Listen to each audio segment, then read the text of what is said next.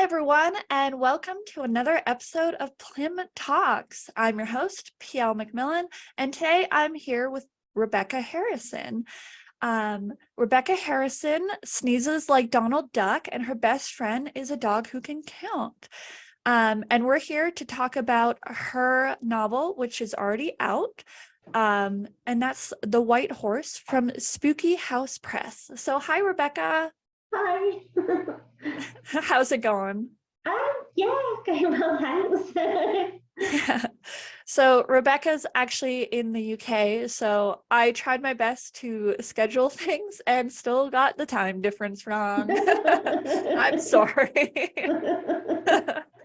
I like every time I feel like when it's over like a 10-hour difference, I just seem to have so much struggle in getting the time right. Like when I say, okay, if it's this time for them, then it's this time for me. So thanks for being patient. I was an hour off. Okay, so the questions. And if you want to check out Rebecca on social media, she is on Twitter at Rebecca Beans. So for just pictures of my dog, I'm afraid. I mean, when I was on to get your Twitter handle for this, I saw the picture of the dogs and I just got lost in the rabbit hole of like looking at all your dog photos because is it he or she? She died a couple of months ago. Yeah, I remember we talked about that in DMs and I'm sorry. Like Thanks. I could tell by like your social media that she like was a huge part of your life, and Yeah. it's like the sad thing about getting a pet is like you're likely going to outlive them, and it's heartbreaking. Yeah. Like with Sherlock going through health issues, I've just been like thinking about that a lot, I guess, and it stresses me out. I'm like, you're not allowed to die. Stop doing this. But yeah, I'm sorry. She was a super cute dog. Yeah, she was adorable. She was hilarious. She'd trade pebbles. She'd bring in pebbles from the garden and trade them, and she could count. She used to bring sticks home for walks, and she'd want exactly the same number of treats to trade for the number of sticks. So she had 3 sticks. She'd have to have 3 treats held out, and 2 sticks for 2 treats. So Oh, that's so cute. better at maths than I was. So I've always loved the idea of dogs, but I don't think I have the energy to take care of a dog fairly, if that makes sense.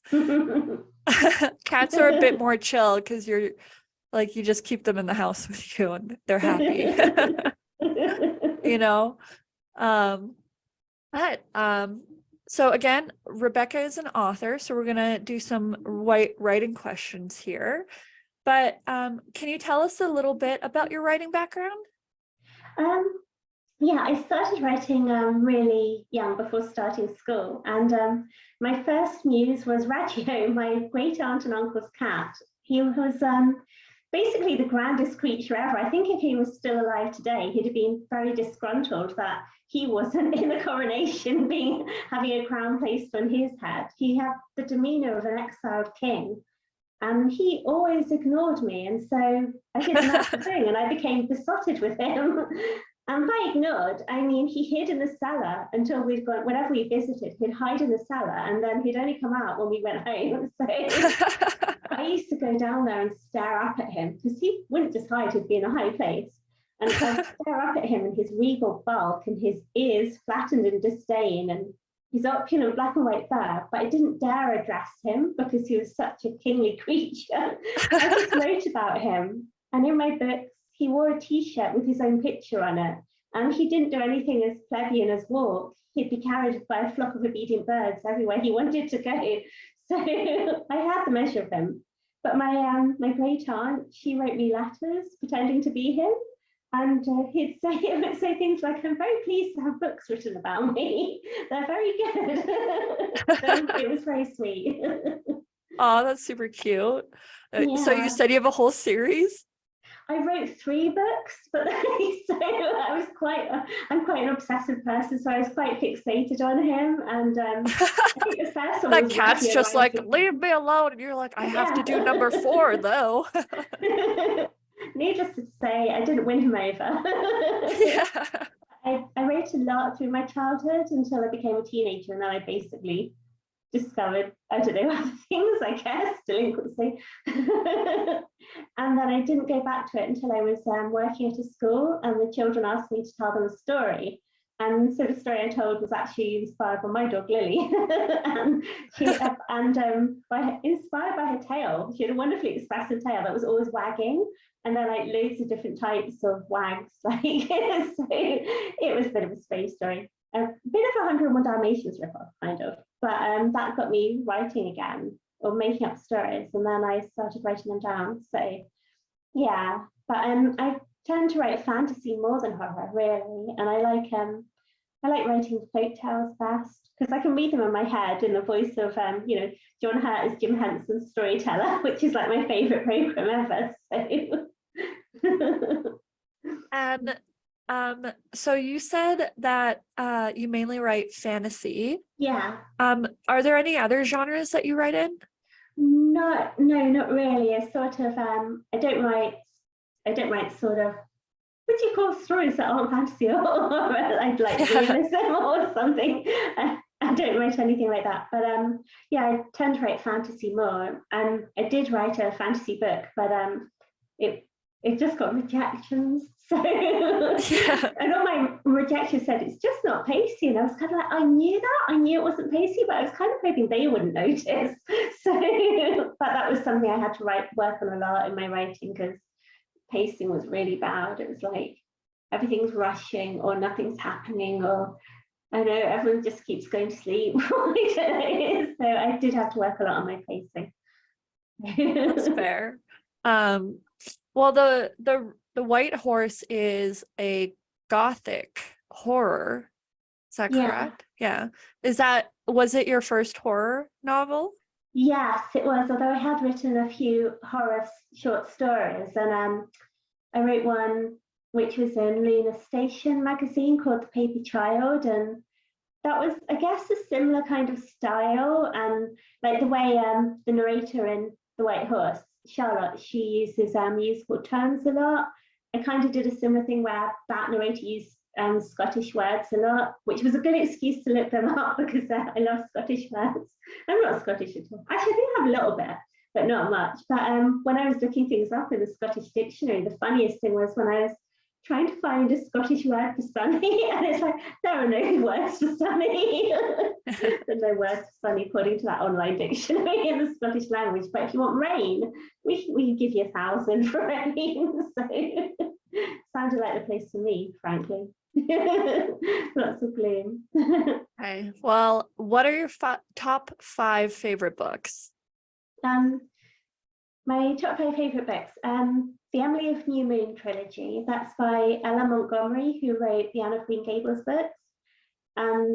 Emily is basically like the Moonlight version of Anne. So it's not very hard to be darker than Anne, is it? She's sort of like sunshine personified, isn't she? But so yeah, that's those 3 books are my absolute favorite, and I tend to reread them at least once a year, and I've got loads of copies of them. But it doesn't have as many, it's just not that well known compared to Anne of Green Gables, so it doesn't have as many editions. But that's probably just as well, because otherwise I'd have to flog a kidney to keep up my collection. So but I've got a bit of a book buying problem. But only if you don't think about how many books there actually are in the world. When you think about how many books there actually are, I'm actually quite modest in my purchases. So but books are comforting, like books and crisps, they're the most comforting things. And I'm pretty much like the Little Prince of Crisps, the little prince on his little planet, and it's when he's sad, he loves looking at the sunset, and he keeps moving his chair and has one day with 100 sunsets. I'm like that, but crisps, just keep eating crisps. Yeah, my second favorite book is Where the Red Fern Grows. I can't remember who wrote that. I should look that up. I can look it up now, I guess. But it's a children's classic, and I didn't read it that long ago. I know he only wrote one other book. I didn't read it that long ago. It's about a boy and his two dogs. They're hounds, and they're in the Ozarks. It's actually him hunting, which sounds like it should be really boring, and hunting is not something I'm interested in. But it's just such a gripping book. But it is such a sad book, and obviously it's dogs. And I cried so much that I just won't read it again until they bring out a waterproof edition, basically, because it is just so sad. So yeah, have you read that one? I haven't, but I guess I like to joke that I'm a little bit one-dimensional because I mainly only read and watch horror. Yeah. But I will say I do have some of the children's book I read when I was younger, like yeah, like the Narnia series I was always a big fan of. yeah. And I have a couple. Yeah. And I like always get this name wrong, but it's the Bartimaeus trilogy. Oh, I Um, didn't know that. it's about it's set in England, and Yeah. it's where it's like an alternate world version where magic exists and people summon genies to do their Oh, bidding. And kind of this young boy who kind of hates where his station is in the world and kind of rebels against it and the trappings of elitism. And then oh, it kind of like spirals, but it's like really well written. oh. And Who's it by? Do you remember? let me Google really fast. I'm really bad with names. Yeah, me too. I should look up the guy who wrote Where the Red Fern Grows. Da, da, da. Wilson Rawls is the guy who wrote Where the Red Fern Grows, which interesting name. Jonathan Stroud. Oh, that does sound like a familiar name. Yeah, and if you haven't read it, I would recommend it. I really enjoy it. Oh, I'll look it up. Yeah. It's spelled probably not how I said it. The Bartimaeus trilogy, maybe. Bartimaeus. Yeah. That helps. Yeah. Okay. Well, I definitely looked that up. I suppose I haven't heard of that. It's really good. Yeah. The characters are really well done as well. Yeah. I just looked it up now. And so there's 3 of them, so it's a trilogy. Yeah. Oh, right, here it is. Oh, I'll have a look at that. Oh, that does sound really interesting. Yeah, would definitely recommend. So tell us what your writing process is like. Yeah, my writing process basically, I think of a story and I kind of leave it for a long time. Like, because I tend to procrastinate a lot. It's not like I leave the story to mature. I just sort of find it hard to get around to writing them out. So I sort of tend to watch them in my head like films and then never actually get around to writing them. But it was, I mean, when I was actually writing stuff, I used to write with my dog Lily. She was my writing buddy. So she used to always be my side when I was writing. So, but yeah, I procrastinate a lot. And I'm not really one for writing like lots of drafts, but I do like to have a detailed chapter plan because otherwise I feel like I meander, and I like to sort of make sure it's all follow like plot graphs and things. So I make sure it's all structured. Like if it's a novel, like the short stories, I just write them. But with my book, I did make sure it was all structured really well. But yeah, so yeah. I actually kind of do something similar where I kind of played, like when I have an idea for a story, I also kind of like play it in my head like a movie over and over again before I'll even start writing it down as an idea. So I totally get that. I think Yeah. it's I don't think it's procrastinating. I think it's a legitimate part of the writing process. Yeah. What has been your biggest joy as a writer?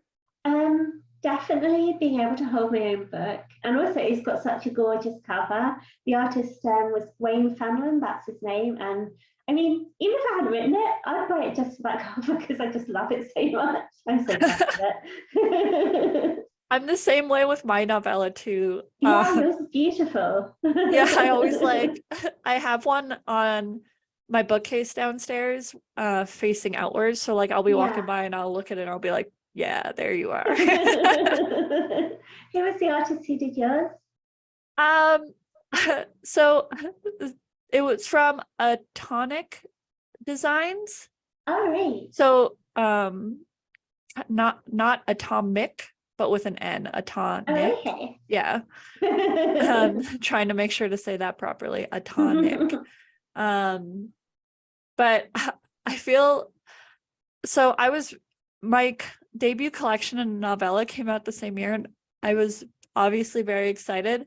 So Yeah. I printed off the covers on like photo paper and Yeah. then put it in a shared frame and put it up on the wall. And then after Oh, I did that, wow. I was like, is that really egotistical? But so I really enjoy it because then I sometimes when I'm writing and I'm like, and I get really down on myself, and this also sounds egotistical, but like I'll like look at it and I'll be like, Pam, you can do it. You did it twice before. You can do it again. So I don't know, but yeah, that's my way. That's how I puff my ego up, I guess. But yeah, I think it does hit differently when you're physically holding the book, Yeah, and like definitely. you can like flip through it and it's like this physical weight in your hand, you Yeah. know. Um okay, now arguably the toughest question. What is one piece of advice you'd give to a new writer? Um, don't really have anything to add that hasn't been said before. Like, write stuff, write what you like, but also don't be too upset by rejections. And if you are, you could always like print them out and just throw them on the floor. Or I don't track rejections at all. I don't, because a lot of my writing friends, they'll be like, "Oh, I've had so many rejections." I just don't add them up. I just like that Yeah. number to be unknown. Numbers are not friends. Don't be fooled into thinking numbers are your friends. So that's yeah, don't sort of just keep going really. And once something's been rejected, you just keep moving on. That's it. And try not to get too upset. I mean, when I first started sending out stories to magazines, I was really upset when I got rejected. So, and I sort of think, oh, I'll never get anything published. But you just have to keep going because eventually someone will. So, but yeah, it's not very insightful, I'm afraid. No, I think that's very legitimate. I usually tell people the same thing as well when it comes to rejections.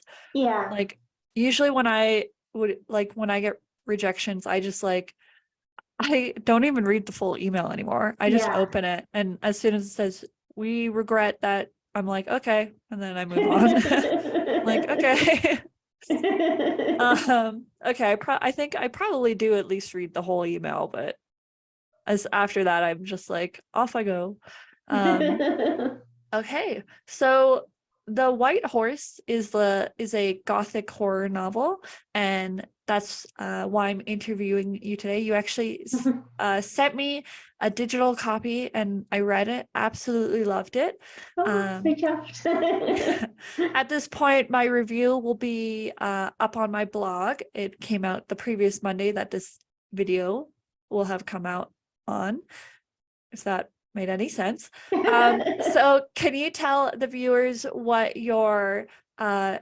what The White Horse is about, as spoiler free as possible? Okay. It's a gothic folk horror set in 1780s England. And the white horse from the title is the White Horse of Uffington, which is an ancient figure, I can't talk, carved into a hill in southeast England.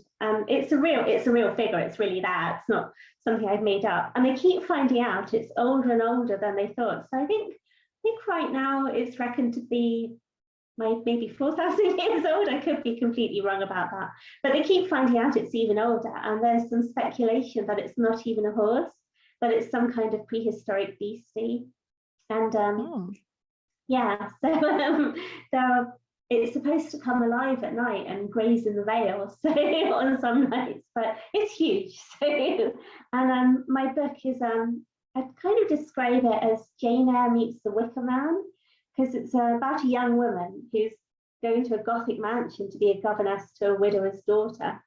And the house looks out on the white horse. As soon as she starts hearing tales of this mysterious white lady who haunts the hills and haunted the widower's wife, who was the lady of the manor, to insanity and death. And then she starts being disturbed by all this, and she starts becoming entangled with the widower, and there's all these creepy goings on. But I can't really say too much without giving it away. So the white horse, I actually read about it first in what the series name, it's you can see how bad I am with names, if we're being honest here. Well, I'm just as bad, so even if I know it, I'm not going to say it. No. Yeah. Let's see, let me so okay, I know it's part of a series. It's part of a trilogy, but I can't find the trilogy name. I wonder what it was. But it's by Terry Pratchett. Oh, and I haven't actually read anything by him. I think you would like this. So Yeah. the first book of the trilogy is The Wee Free Men. Oh, and I think I might have that somewhere. Yeah, and it actually mentions the white horse in it. Oh, wow. And I guess when I read that trilogy, I thought he had just made up this white horse, and I never thought to Google it at all. And then when I read it in yours, I was like, this is real? I was like, because neither of them would have made up the same thing, right? And I was like a little bamboozled there for a second. Yeah, you could have. I gave you the benefit of the doubt, and I was just like, this must be a real thing, and I'm just dumb to have not looked it up. But yeah, you might actually like it. The Wee Free Men is part of his Discworld series. Oh, but it's like inside of that, it's also its own trilogy about a 9-year-old girl who kind of becomes a witch. Oh. And it is adorable, and I love it. And the Wee Free Men are little blue men, like, I guess kind of fairies. Oh. But they're like really feral. So it's really funny. So what drew you to write a Gothic / folk horror? Yeah, I always loved local folklore and traditions. And we used to have this book when I was a kid, which just used to sort of terrify me. And it would be all about, it had like quite a terrifying cover. I can't remember what it was called. It was the Reader's Digest book. I think my brother stole it and now has it. And he's not really wishing that. But it was all about sort of local folklore and sort of eerie things. And I used to be, the White Horse. I wanted to read a folk horror about the White Horse, but I couldn't find one anywhere to read. So I kind of thought, if I want to read one about the White Horse, I'm going to have to write it. And it was also a Gothic novel because I love like Jane Eyre and even more Rebecca by Daphne du Maurier, which I just absolutely love. And so that was how I sort of ended up writing it, because sort of local folk horror and folklore, that's always been something that very much when I was a kid, I used to be terrified of Herne the Hunter. He was a local, you might have heard of him. He's supposed to be a resident of Windsor Great Park, and he was a hunter for, I can't remember which king, the story goes, and he was hanged, or maybe he hanged himself, but anyway, from a tree. And after that, he became like a ghostly figure that haunted the park, and he'd shake his chains and turn the cow's milk to blood and lead the wild hunt across the sky. And when we'd drive back through the Great Park after visiting my grandparents, I would just shut my eyes tight the whole time, because it would be night and I didn't want to see him through my windows, quite terrified. So that kind of thing. I guess, yeah, and yeah. So, but really, I don't really. It's not something I've really written before. Like I've only written that a few horror stories. I tend to write more fantasy, but I really enjoyed writing that. I really enjoyed doing it. So I sort of rattled through it when I was writing it, whereas with my previous book, which didn't get anywhere, I wrote it so slowly, which I think was part of the problem with the pacing, because when you write that slowly, you're sort of in a different time zone, so to the reader, I guess. So, but yeah. So you were talking about kind of that book of like folklore that you had and your love of like the classical literature. Can you kind of dive into how that influenced your writing a bit more, specifically with the White Horse? Yeah, the White Horse. Well, it was a place I always went when I was a kid, and it was sort of it is somewhere that, I mean, during in the Victorian times they considered it a more important place than Stonehenge. So I always felt it was a bit neglected. I wanted to read things, stories set on the White Horse, but never really seemed to find them. You found them, so but we used to go there an awful lot when I was a kid, and I think there was an element of nostalgia in writing about it. It was somewhere I really connected to, and we'd have lots of childhood outings there, and it's quite a magical place when you go to it, and you're so high up, you can just see it's the highest point in several counties, and you can just see so far, and it's got so much history because it's not just the White Horse, it's also there's Dragon Hill, where at the top no grass grows, because that's where George slayed the dragon, and no grass grows where the dragon's blood fell, and Alfred the Great defeated the Vikings, and Kate Bush, she filmed her cloud busting video there. So it's quite an inspiring place, and I just wanted to write about it because it was such an important place to me when I was a kid, really. And I do still go back to it every now and again, and it is still amazing, as long as you don't fall off the hill, because it's really steep. And one of my friends did nearly fall off the hill, but managed to not, But yeah, and really Rebecca by Daphne du Maurier. That's one of my favourite books, and I've got a few editions of that, and I like to reread that. And I just love Daphne du Maurier, so I love all the gothic novels, and yeah, so I wanted to write a book kind of similar to Rebecca, but in kind of things, but to make it more of a folk horror, because as much as I love Rebecca, it doesn't actually have Jane Eyre, they don't really have the horror aspect, and I really wanted to sort of bring that in, like write a novel and bring in more folk horror, really. So, but yeah, Rebecca's one of my favourite books. I've got a gorgeous folio edition, which is so nice. I don't know if you know the Folio Society. They're like a British company, and their books are so expensive, but they are gorgeous. And I've got a gorgeous one of Rebecca, and but and I've got a gorgeous one of Jane Eyre as well. Yeah, I was gonna say Jane Eyre, it's a classic, but it kind of has its own kind of horror aspects to it. Like in the beginning of the book, when she's convinced there's like a ghost in the house and she sees it and everything. So I could see why the comparison was Jane Eyre and The Wicker Man for this book. It was a very good comparison, and it really excited me to read it. Thank you. Oh, another thing that's really cool about your book, The White Horse. Oh, I always forget to do this. I'll Photoshop a little cover in The White Horse. Oh. I always forget to do that now. It's such a gorgeous cover. It really is. I love that. So in The White Horse, you use the main character is very musically driven. And you use a lot of musical terminology and descriptions that I thought was really unique. Can you explain that a little bit for the viewers and explain the thought process behind it?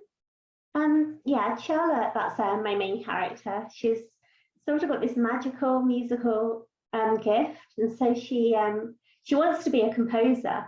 That was always been what she wanted to do since she was a child, and she hears music in the landscapes and people, and she often describes her feelings and impressions, like using musical terms. So when she meets the housekeeper, Miss Strellop, who's a sour old cow, really, she describes her as a woman who spent her life in the key of C minor. And so she uses our musical terms a lot, like largo, and terms to describe how you should play things. So like largo, which is slow, and dolce, which is sweet. She uses those a lot, and basically I love those words. So it's kind of an opportunity to use them, and it sort of kept the musical, because she couldn't really do any composing in her job as governess. She couldn't really sort of do that. So it kept the music theme going, which is really sort of essential to what happens at the end. But yeah, I just love the words so much, and I wanted to use them, and it meant that she was sort of I felt like it brought her perspective out more, and sort of, yeah, it's just an excuse to use the words a lot of the time, but I just wanted to bring out the music theme because she is a composer. So and when I thought up the story, and I hadn't decided on her being a composer. I thought maybe I'd have her be like an artist or something, so I hadn't quite got the story set in my head. But I thought, I don't know anything about art. I'd have to learn a load of terminology and stuff, and at least I play an instrument, so I do know these words, and it's something I already know, so I can use them. But yeah, so Yeah, I thought it was really unique. I love the way that you used it, like you said, like with the example of the housekeeper, how the main character uses it to describe like mood, characters, and emotions. I've never read any other book that uses it in the same, like uses this kind of theming. So I really enjoyed it. I thought it was really well done. I did try to sort of use the words so that if you weren't familiar with them, you'd sort of just get the gist. So, yeah, that it works for me. I'm not musically inclined, and I was like, I looked up a couple of the words, but it's written in a way that I didn't have to. I was just curious. That's what I was trying to do, because it's kind of like if you see a word you don't know, but you kind of get the gist of it. But if you see a word you don't know, you're like, what does that mean? And you have to look it up. It just takes you out of the book, doesn't it? Yeah. And it's just like a bit of a chore. And so yeah, and I'm glad you thought it worked, because I was a bit nervous. Yeah, I really liked it. Oh, thank you. I've always been terrible at music. I remember in music class, I couldn't even read the notes. Like for some reason, I just couldn't remember it ever. And my music teacher would always get so frustrated with me. Oh no. I terrorized my piano teacher when I was a kid. She made me play in a piano competition. I really didn't like playing for people. And she was like, oh, it will be fine, just do it. And I really didn't want to do it. But I had to play, and because I was frightened, and I just like cried the whole time I was playing. Really, just like the whole time, just tears streaming down my face onto just the keyboard. sobbing onto the keys. Yeah.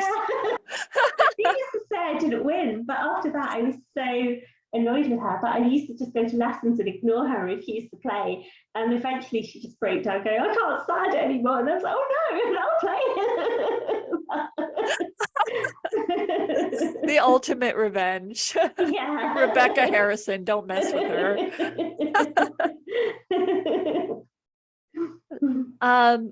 So again, a spoiler free if possible, what's your favorite part of the book?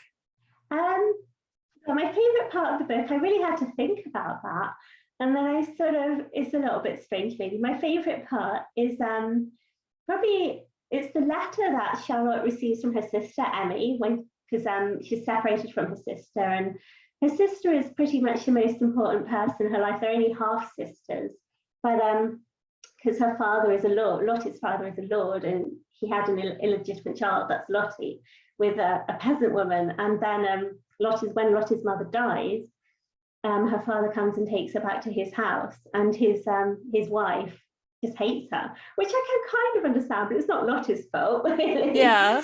So, and then she's sent away once she reaches 18, because her father's died. Her stepmother, or whatever you would call her, sends her away as a governess. So she's separated from her sister. So, but she gets a letter from her sister, and it's the bit where she says, "If only we could be girls together again, blackberrying in a south field, or eating roast chestnuts by the fire. Papa always burnt them, but did they not taste the better for being a little blackened?" And that's because, which is a bit of a strange thing to choose, I know, but it's because it reminds me of my dad. Because when I was a kid, he always did the roast chestnut stall at the winter fair. And this wasn't like the gilded Victoriana you get at today's Christmas fairs. It's basically like a metal barrel of smoke and wonder from which blackened chestnuts would emerge. And my dad, he died a few years ago, but he was always really supportive of my writing. And when I was a teenager and I stopped writing, he just constantly nagged me to write, which really annoyed me at the time. But I'm seeing a theme, Rebecca. When people tell you to do something, it really annoys you. Yeah. So and I was working one time. I was working at a pet shop. Was when I was a teenager, and he'd be like, "Why don't you write about the customers who come in?" Because we used to have some interesting customers. There was the pigeon lady who might have been a bunch of pigeons in a human suit. She only ever said 3 words: "Birdseed, please." And then she'd get loads of birdseed, and she'd just cover, like, she'd hold up the entire town by covering all the roads with birdseed, and they'd just be covered with pigeons feeding off birdseed. And in the end, the police came in and they asked us to stop serving her, but I just would ignore them, and I'd be like, "No, I'm carrying on." Because, chaos is a ladder. Yeah. So, I mean, she might have been a pigeon monarch under an enchantment, and she could only return to her natural form when she blocked enough roads or something. But I just didn't want to tell her she couldn't feed the birds. I think I kind of blame Mary Poppins propaganda, because it's an old lady feeding the birds. I don't want to stop that. Yeah. But yeah, so my dad used to like me to write a lot, but yeah, so I did dedicate my book to him.